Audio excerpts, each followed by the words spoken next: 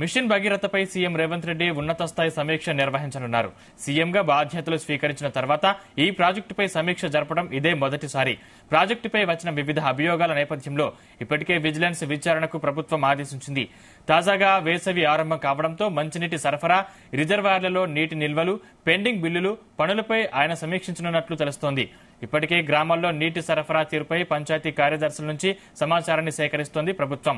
గతంలో machine Bhagiratha project నిర్వహణ గ్రామీణ నీటి సరఫరా శాఖ ఆధ్వర్యంలో ఉండగా ఇటీవల ప్రభుత్వం పంచాయతీలకు అప్పగించింది. ప్రత్యేక అధికారులు, గ్రామ కార్యదర్శులకు దీనిపై మార్గదర్శకాలు జారీ చేసింది. ఈ నేపథ్యంలో సీఎం సమీక్ష ప్రాధాన్యం సంతరించుకుంది.